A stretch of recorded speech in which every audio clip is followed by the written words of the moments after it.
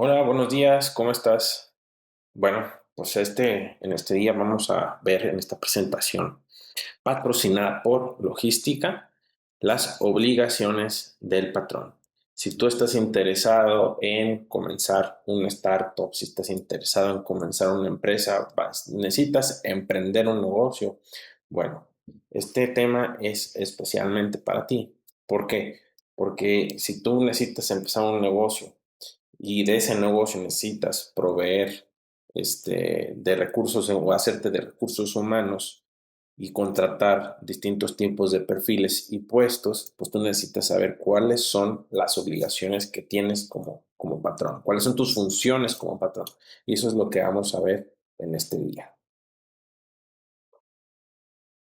¿Cuáles son tus obligaciones como patrón? Vamos a ver. Estas son algunas obligaciones en general que establece la Ley Federal del Trabajo en sus diferentes artículos. Pues el punto número uno aquí es pagar el salario en tiempo y forma, sin hacer descuentos indebidos. Esto es, tú tienes que tener ya sea un tabulador o tener bien definido el puesto, bien definidas las funciones, pero tiene que estar bien definido también el salario. Punto número dos, proporcionar a los trabajadores los útiles, instrumentos y materiales necesarios para realizar su trabajo. Tú no puedes pedirlo, pero en realidad puede llegar a ser una obligación de tu parte tener que proveer a tus trabajadores de las herramientas o útiles que necesitan para ejercer su trabajo. Es decir, tu trabajador necesita realizar un Excel y tu trabajador no tiene computadora, por dar un ejemplo, pues que tiene que proveérsela eres tú, ¿no? Cumplir con las normas de seguridad e higiene en el lugar de trabajo. Bueno, pues esto es para ese, no quiero ser redundante, pero es esto, ¿no? Otorgar capacitación y adiestramiento a los trabajadores para mejorar sus habilidades y conocimientos. Bueno, habrá perfiles, habrá puestos que constantemente necesiten ser capacitados para poder explotar de mejor forma su desempeño, no explotar la persona, explotar su desempeño. Y pues bueno, en ese caso, pues habrá que realizar capacitaciones constantes, cursos, etcétera. Conceder licencias y permisos establecidas por la ley como licencias de maternidad, paternidad, permisos para ejercer el voto. Bueno, estas son algunas de las licencias o permisos que establecidos por la Ley Federal de Trabajo nos tiene que conceder a los trabajadores.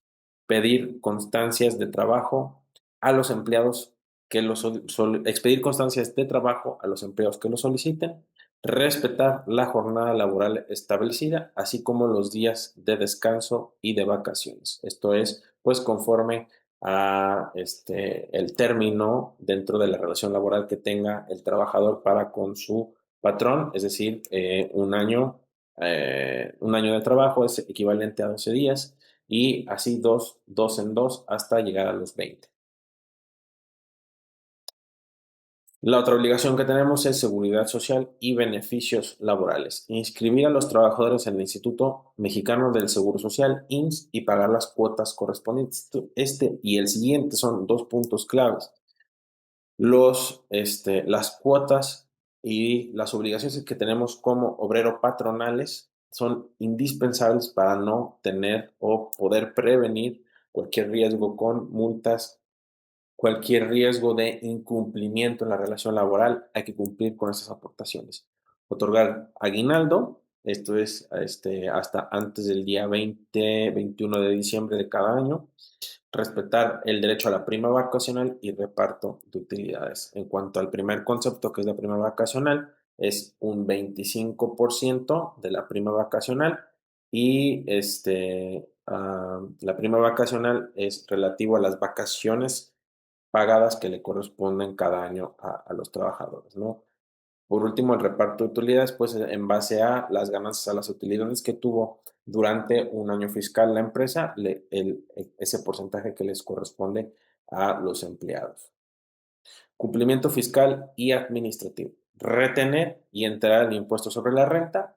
Ese impuesto, lo que nosotros le retenemos a los trabajadores, la parte proporcional que se le tiene que retener al trabajador, no es tuyo, lo tienes que enterar al sistema de administración tributaria. Así que ojo con este punto, cumplir con la prestación de declaraciones ante el SAT, Llevar registros y documentación laboral actualizada como contratos, nómina y expedientes de los trabajadores. Si contamos con estas herramientas, vamos a poder prevenir que haya cualquier tipo de riesgo legal. Ok, algún procedimiento básico para, para la contratación de cualquier empleado. Ok, definir bien el puesto, ya lo decíamos, hay que identificar cuáles son las responsabilidades, cuáles son las habilidades y requisitos del puesto que va a tener el perfil que vamos a contratar. Determinar cuál es el contrato. Aquí tenemos que identificar cuáles son los dos tipos de contrato, que es uno por tiempo determinado, por indeterminado, por obra o por temporada. Cuando hablamos de tiempo determinado, estamos hablando que la Ley Federal del Trabajo establece que los contratos por tiempo determinado serán de 30 días.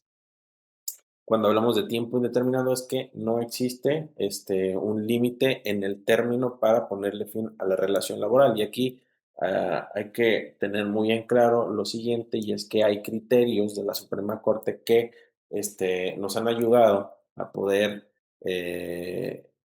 identificar bien cuáles son los derechos dentro de la Ley Federal del Trabajo respecto a los trabajadores, y nos dicen que pues un trabajador tiene derecho a contar con un trabajo estable durante un tiempo determinado, indeterminado. Entonces, es por ello que muchas veces no son legales los contratos que tienen algún tiempo determinado, un término determinado después de los 30 días.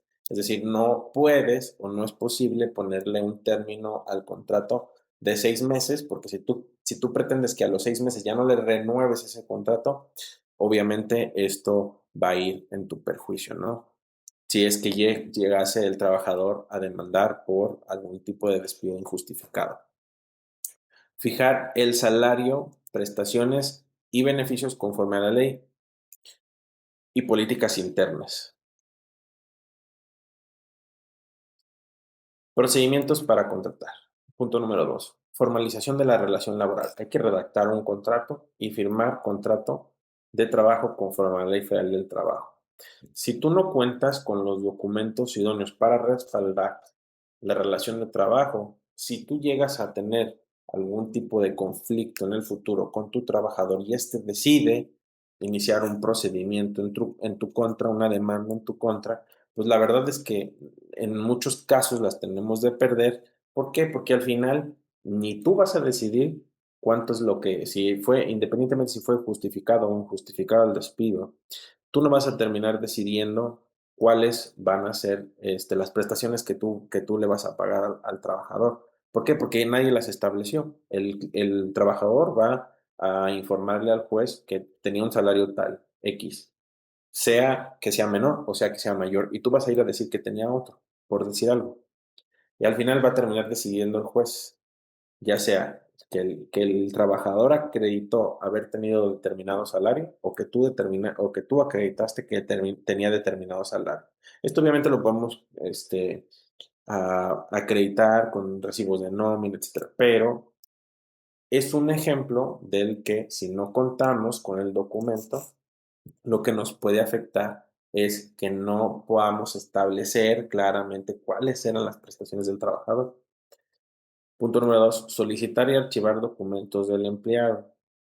Identificación oficial, hay que tener bien identificado al trabajador, CURP y RFC, acta de nacimiento, comprobante de domicilio, número de seguro social, carta de antecedentes no penales y por aquí me estoy estorbando uno, certificado de constancias de estudios, se aplica. ¿Cuál es el tema con lo siguiente? Es que si nosotros contratamos a un abogado y no nos acredita tener el título y llega a haber un problema en el futuro, pues el problema también puede ser para ti. ¿Por qué? Porque desde un principio, cuando lo contrataste, no verificaste que tuviese las credenciales para ejercer como abogado. Ese es el tema con ese último punto. Son algunos ejemplos de los documentos que necesitamos para contratar. Pueden ser otros dependiendo la forma de administración del negocio de cada quien, ¿no? Procedimiento para contratar, punto número 3. Registro ante autoridades. Obviamente, pues hay que dar de alta a los trabajadores en el IMSS. Esto es desde el día 1. Tenemos 5 días antes de iniciar labores. Mucha gente pues lo hace después, pero pues puede ser en su perjuicio, ¿no? Nada más tener en cuenta eso. Registrar al empleado ante el Infonavit y en su caso, pues el Afore. Retener y enterar el ISR ante el SAT. Esto ya lo habíamos comentado. Prácticamente es esto. Por mi parte, pues agradecerles el tiempo por haber compartido conmigo esta cápsula, ¿no? Para saber cuáles son las obligaciones que tenemos eh, ante la Ley Federal del Trabajo respecto a las obligaciones sobre patronales. Nos vemos.